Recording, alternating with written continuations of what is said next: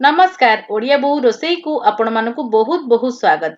आज ओडिया बहु नेकी आछि मकर संक्रांति स्पेशल मकर जाऊ बा राशि जाऊ जाकि खाइबा को अति स्वादिष्ट लागि थाए आ समस्तक घरे मकर जाऊ बना जाई थाए। सबु ओडियांकर अति प्रिय होई थाए मकर जाऊ आ मकर संक्रांति रे इटा तो निश्चिंत समस्त घरे बना हबो। तो भाबिली आपण मानक सहित मु केमिति बनाए मकर जाऊ सेटा शेयर करबी। ताले चालंतु ओडिया बहु ता स्टाइल रे किपरि मकर जाऊ बनैछि देखि नबा। प्रथमे देखंतु मकर जाऊ बनाया पे हमकु सब ए सब जिंस दरकार। तो प्रथमे एठी देखंतु मु गोविंद भोग राइस नेइछि। आपण एठी बासमती राइस रो मध्ये यूज कर परिबे नहले तो आपण अरुआ चावल नै परिबे। एठी खंड नडिया नेइछि छोट छोट काटी कि मु आपण चाहिले कोरा नडिया मध्ये यूज कर परिबे। आ जेति कि मु चावल नेइछि तार अधा नेइछि धळा राशि आपण कळा राशि धळा राशि जहा भी यूज कर परिबे नने मिसेई कि मध्ये यूज कर परिबे। गोटे स्पून घियो नेइछि। आ एठी देखंतु 200 ग्राम रो एठी मु नेइछि गुड़ आपण एठी चीनी मध्ये व्यवहार कर परिबे भलो फ्लेवर पई गुजराती रो गुंड नेइछि। तापर टिके नाको स्वाद अनुसार एठी बैलेंस पई लूण रखिछि। तापर टिके गोटा मसला रखिछि जेंति तेजपत्र गुजराती आ टिके हमरो गोलमर्च आ तापर एठी मु खीर रखिछि 200 ml रो किंतु एटा सब लागिबनी मु अधा देबी आ अधा रखि देबी किंतु गोटे ग्लास मु नेइछि दरकार पड़ी देबी। तापरे ऑप्शनल मु एठी रखिछि ड्राई फ्रूट्स आपण एटा देई परिबे न देई परिबे एटा ऑप्शनल अछि। तो ए सब जिंस को नेकी आज आमे बनेबा मकर जाऊ। एहा छडा हमकु लागिबो पानी। प्रथमे रे आपण चावल को बतुरे के आधा घंटा पई रखि दियंतु जा फल रे हमर चावलटा बहुत बढ़िया बरे सिजिबो। तो एठी मु आधा घंटा पई बतुरे की रखि देइतिली। तापरे आमे आज बनेबा प्रेशर कुकर रे। तो प्रेशर कुकर रे प्रथमे मु गोटे चम्मच घियो दे दोछि। घियो को भला बरे तळे नियंतु। तापरे आमे खिसमिस जो काजू नेइचे सेटा को आमे भाजी दबा कारण आमे आगु को भाजी बारू नाही तेनु करी प्रथम रे ही भाजी की रखि दियंतु तो सुविधा हो आपनको।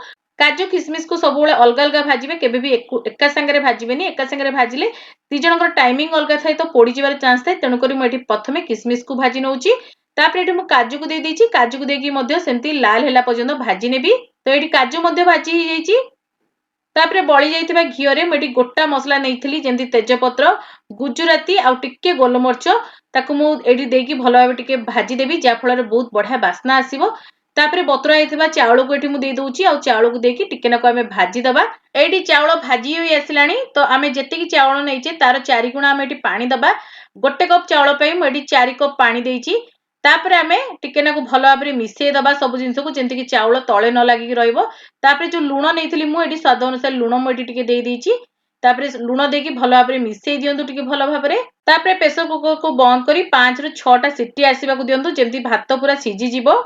तापर एठी मु राशि नै जाइछि आ राशि को टिके आमे रोस्ट करनबा जा फल रे बढ़िया बास्ना आसीबो। आ पूरा ड्राई रोस्ट करनंतु जेमति कि राशि पूरा फुटी जिवो गोटे बढ़िया बास्ना आसीबो सेही पर्यंत आपण राशि को भाजी नियंतु। तो एठी देखंतु राशि पूरा ऑलमोस्ट मोर भाजी आसलानी।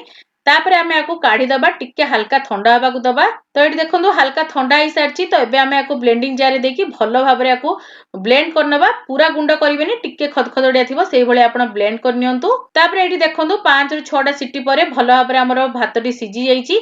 एबे आमे आको टिके स्मैश करनबा चटू साजे रे जा फल रे हमर टेक्सचर बहुत बढ़िया आसीबो जाऊ रे। तापर मु एठी आउ 2 रु 3 कप पानी दउछि जो गिना रे मु चावल नेइथिली सेही गिना रे मु एठी पानी मापी नेइछि आ एठी मु गरम पानी रो यूज करछि जमा भी एठी ठंडा पानी देबेनी गरम पानी देबे।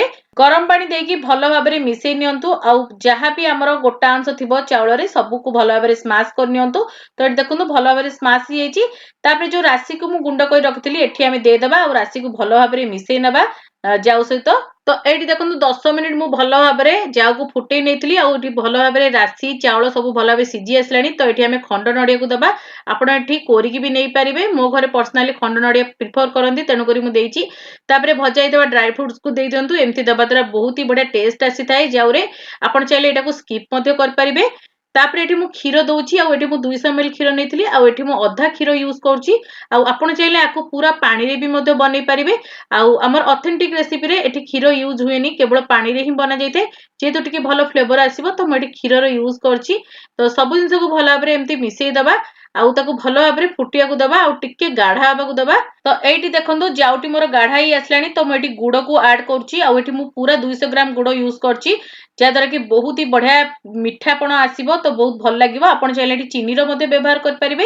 गुड़ दबा द्वारा हमर टिके जाउटी कफी रंगर आसी थाए आउ चीनी दबा द्वारा पूरा धला रंगर रही थाए तेणुक आपंक इच्छा अनुसार आप देपारे कि गुड़ फ्लेवर बहुत भल आसी थाए तो ये गुड़ देकी भल भाव मिसई नौ गुड़ देवापर टे आमर जाऊटी पाणिया हो तो पानी मला जाए पूरा भल भाव गाढ़ा जाए आप भल भाव फुटातु तो ये देखो बहुत बढ़िया भाव पानी आमर मरी आसला आमर हेबा दरकार बेसी भी टाइट हो गले आमर जाऊटी बसीज टिके एमती थी से समय आप गुजराती गुंड टिके देदेबे जदि आप गोलमरिच गुंड खाया भल पाती तो ये पारे केवल गुजराती गुंड देती भल फ्लेवर पाई एबे आमर सुपर टेस्टी मकर जाऊ रेडी हो गलानी तो आपको आम 10 मिनिट स्टैंडर्ड टाइम दबा तापर आम सर्व करवा तो ये देखो आमर सुपर टेस्टी मकर जाऊ बा राशि जाऊ पूरा रेडी हो जाइए तो आपण ये मकर संक्रांति निहाती भाव ये प्रोसीजर ये जाऊ बनातु आपको निहाती भाव पसंद आसीबो बहुत ही टेस्टी होता है बहुत ही हेल्दी होता है खाइबा को अति स्वादिष्ट होता है आउ छुआ मानक पई तो बहुत बढ़िया होता है आमर स्किन हेयर पे भी बहुत बढ़िया होता है जाऊटी तो निहाती भाव खातु